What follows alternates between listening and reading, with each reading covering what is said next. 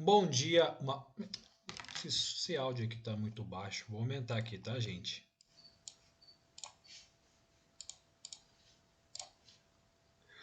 Um bom dia, uma boa tarde. E aí, galerinha, quem tá falando aqui é o Luan Gameplays. Uma boa noite aí a todos que estiverem acompanhando mais uma maravilhosa aula de filosofia.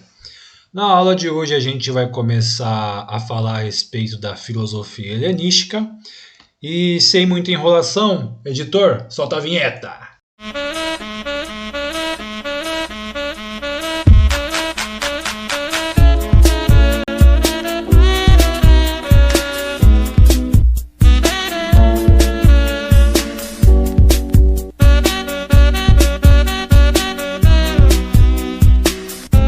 Sobre o contexto histórico aqui deste período helenístico, afinal, o que é período helenístico, né? O período helenístico se data mais ou menos aí aproximadamente entre 323 a.C. até 27 depois de Cristo. Esse período é muito interessante porque é um período muito transitório, né? Então a gente está finalizando o período clássico e estamos nesse período helenístico que vai ser a transição para a Idade Média, né? Que aí a gente vai ver nas próximas aulas, a filosofia medieval. Uma característica é que a gente está tendo aí a decadência da civilização grega. E aí a gente está tendo o domínio da Macedônia, né, do Império Macedônico e principalmente do Império Romano, né? Então, quando a gente fala de cultura ocidental, a gente destaca bastante a questão do Império Romano, que teve uma importância mais evidente, assim, uma participação mais forte aí na influência aí da nossa cultura, né, da cultura ocidental. Então, a civilização grega estava sofrendo então uma invasão, uma ocupação da Macedônia e do Império Romano, e aí a civilização grega estava entrando em colapso, estava entrando no processo de ruína, né? E com isso também estava tendo nesse período contato com outras culturas. A gente viu antes que a cultura grega, né, a cidade de Atenas, né, estava no auge. Como eu falei na aula de Sócrates, a civilização grega estava no auge, como se fosse um país potência hoje em dia, né? A cidade de Atenas, no período clássico, é tipo os Estados Unidos hoje em dia, né? E agora a gente está tendo o processo de decadência, né? O processo de dominação do Império Macedônico e Romano, e com isso a cultura grega, né? As cidades-estados gregas estavam tendo contato aí com outras culturas. Então, é um período de bastante crossover aí que a gente está tendo, né? Então, com isso, né, de acordo com o contato com outras culturas, estava tendo então aí o fim da cultura grega e da filosofia clássica. Então, como eu falei, o período helenístico é um período transitório, né, um período de transição, né? Então, estava tendo meio que uma mistureba de coisas, né? Como eu falei, principalmente por conta da invasão aí da Macedônia e do Império Romano, principalmente. Reparem que isso começou a 323 a.C. E isso foi até o ano 27 depois de Cristo. A partir de 27 depois de Cristo para frente, né?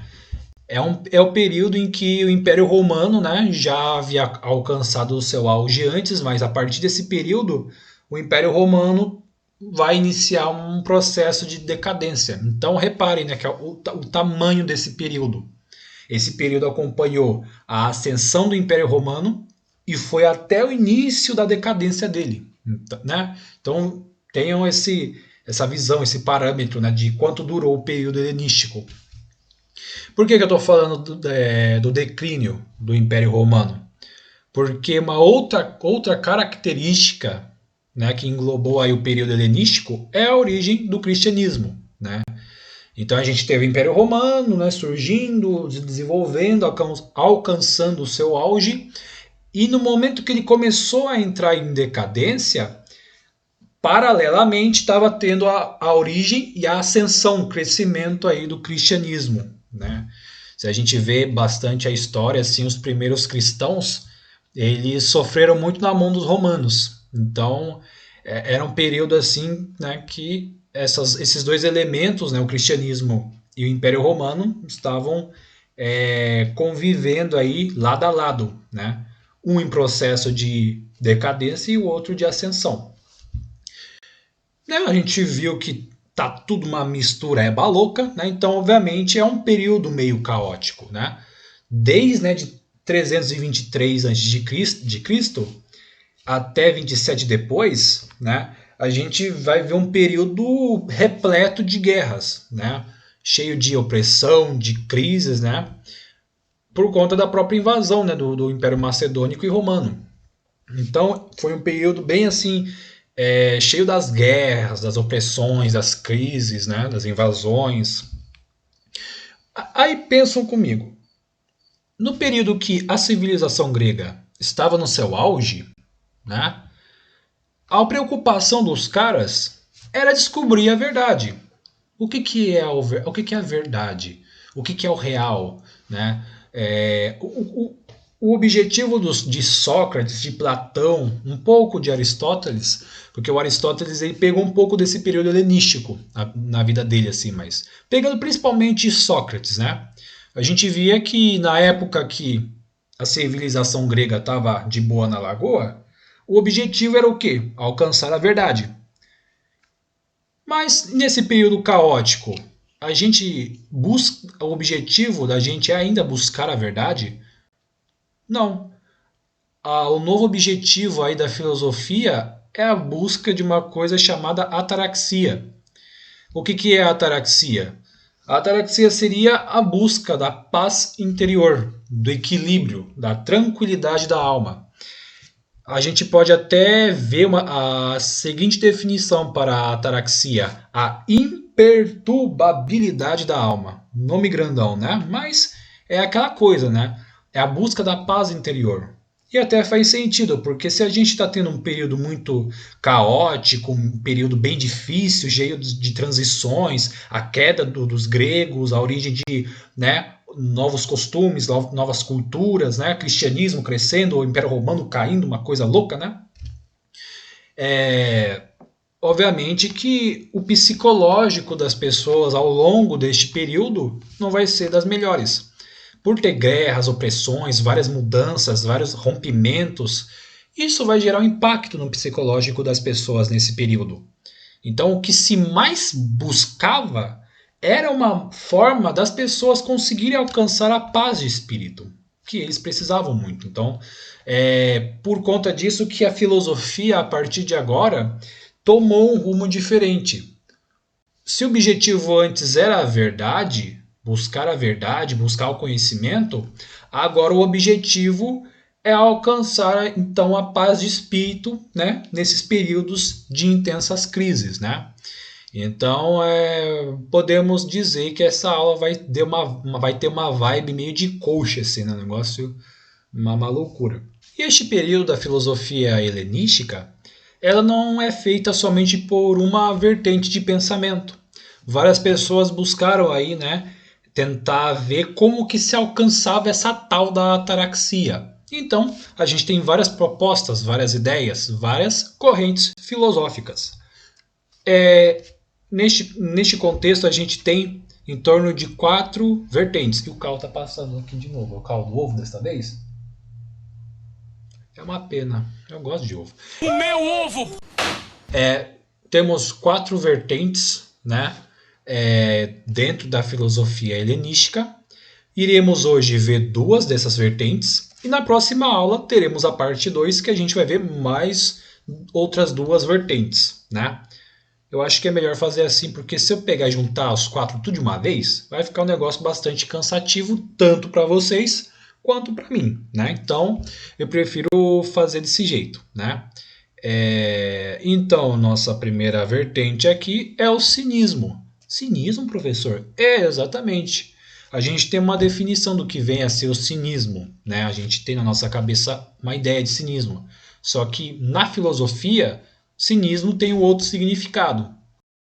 Primeiramente, é engraçado que o cinismo é uma coisa que veio antes do período helenístico, né? Como a gente pode ver aqui, foi um negócio criado por um tal de Antístenes. Antístenes. Esse cara aqui tem uns nomes de grego que é impossível falar, uma trava-língua dos infernos. Esse cara aqui, ele foi discípulo de Sócrates. Mas como assim, professor? Você está falando de uma coisa que você falou que é do período helenístico, mas o negócio foi criado antes? Foi criado na época de Sócrates? Sim, né?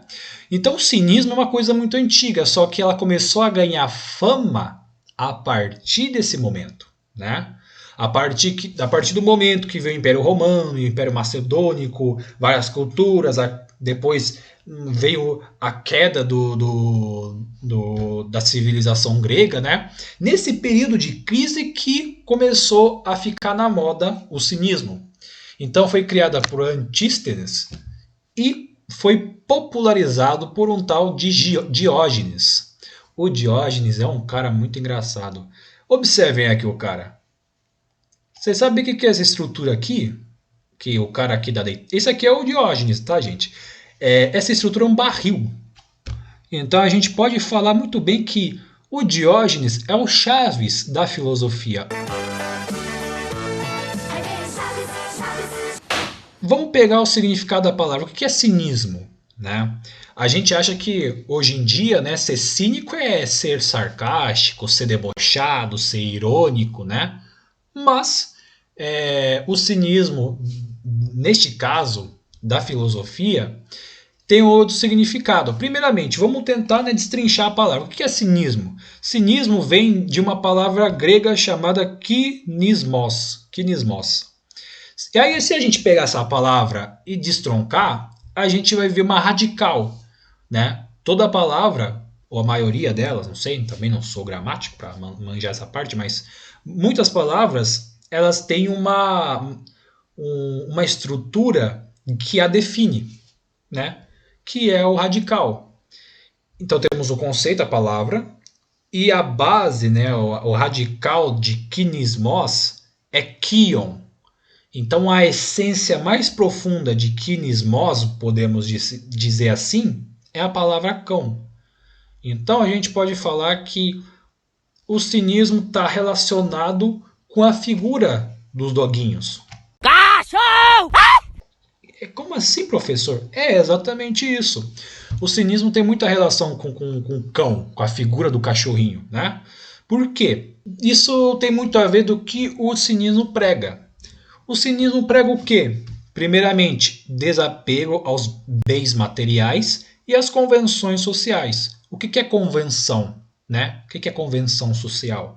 Convenção social seria aquela coisa, né? Um conjunto de regras, de hábitos, tradições, costumes de uma sociedade, né? Então, o Diógenes, ele pregava assim, que a gente tem que se desapegar de todos os bens materiais e das convenções sociais, porque elas são a causa da perturbação da alma, né? A alma, ela fica atormentada, fica inquieta, né? Ela sofre por conta, né, dos bens materiais e das regras sociais. Então Diógenes vai falar que isso meio que oprime a nossa alma, a nossa mente, o nosso espírito, né?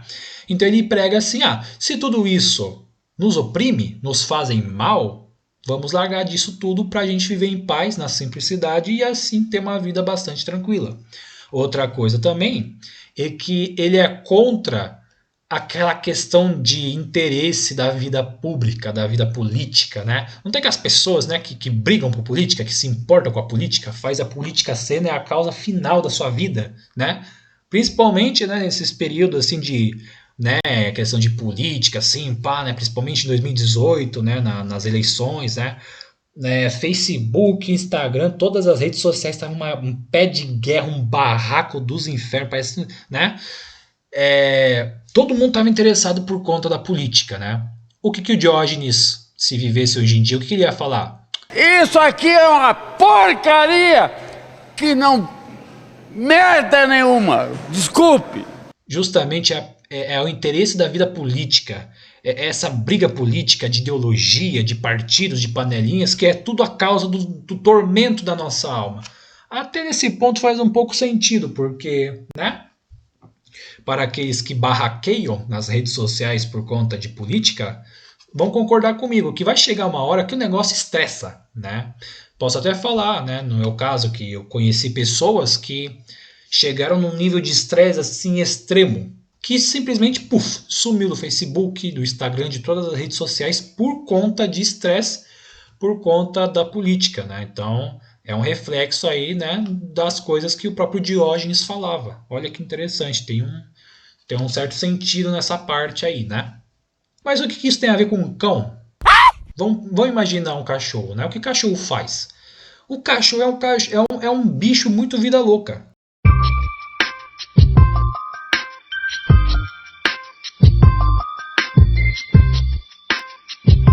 O cachorro ele anda na rua pelado, caga em qualquer lugar, mija em qualquer lugar, faz tchaca-tchaca em qualquer lugar também, e ele tá nem aí, entendeu? A gente pega, tenta brigar com o cachorro olha pra nossa cara e fala, dane-se, né? Tipo, eu vou cagar aqui na rua, problema seu, entendeu? O cachorro é um bicho muito vida louca, é muito desapegado. Então é nesse sentido, gente. O cinismo... o símbolo do cinismo é o cão, nesse sentido, então. Por quê? Porque se o cinismo prega, né, o desapego a tudo, aos bens materiais, às convenções sociais, e prega que você não tem que ter interesse nenhum na vida política, olha que coisa, né? Isso contradiz muito o que Sócrates, Platão e até Aristóteles falavam, porque eles se interessavam por política, os três, né? Mas... né, o Diógenes e o criador, né, o Antístenes, eles falavam assim, larga dessa vida que só vai piorar para você, né? Largue dessa vida e desapegue tudo disso, né? Engraçado nesse contraste, né? Mas enfim. Então esse é o cinismo, então, gente, né? Sejam desapegados dos bens materiais, né, da vida política, de todas as regras, das tradições, costumes sociais, né? Viva a vida da forma mais simples possível. Tanto que Diógenes, né, como a gente pode observar aqui nessa imagem, o cara vivia junto com os cachorros, pô. O cara não tinha... O cara abandonou riqueza, abandonou a casa dele, abandonou suas posses, né? Até partes de suas roupas a gente pode observar que o cara usava uma sainha, uma tanguinha, assim, só para, né, tampar os negócios, assim, né? O cara vivia bastante as suas ideias, na sua causa, assim, né? Então, o Diógenes é bem louco nesse sentido, porque o cara pegou isso para a vida dele, entendeu? Ele se desapegou de tudo da sua vida e começou a viver como um mendigo, porque na cabeça dele, viver nessa simplicidade traria paz interior, né? Tanto que parece que ele até andava na época com uma canequinha, né? Ele tomava água com essa canequinha. Aí ele olhou para a caneca e pensou, mano, eu não preciso disso para viver. Eu tenho as minhas mãos. Então o cara largou do copinho e começou a beber com as mãos. Então, tipo, é um detalhe assim para a gente ver até que ponto o cara chegou, né? Mas esse é o ponto mais extremo da vida de Diógenes? Coisíssima nenhuma. Teve um tal de Alexandre o Grande, que ficou impressionado com a filosofia de Diógenes, porque o cara estava sendo bastante famoso, né, no lugar onde ele vivia. Então o Alexandre o Grande ficou pensando assim, quem é esse Diógenes? Quem é esse cara que está ganhando fama por aí, né? Eu vou conhecer esse cara, né? Então o imperador, o cara, né, mais, né, fodelástico assim desse período, né, que ele foi imperador lá, pá, ele foi, né, dar um rolê para conhecer Diógenes. E o que aconteceu neste encontro? Vamos ver neste meme aqui. Você não é o Diógenes? O cínico? Aquele que anda com os cachorros? Sim. Agora sai da frente do meu sol, senão eu moido. Não, você não entendeu. Eu sou o Alexandre Grande, comando toda essa bodega aqui. Tenho o poder de conceder qualquer pedido seu. Vamos lá. O que você deseja? Pois bem, já que insiste, a única coisa que preciso é da luz do sol. E você está fazendo sombra.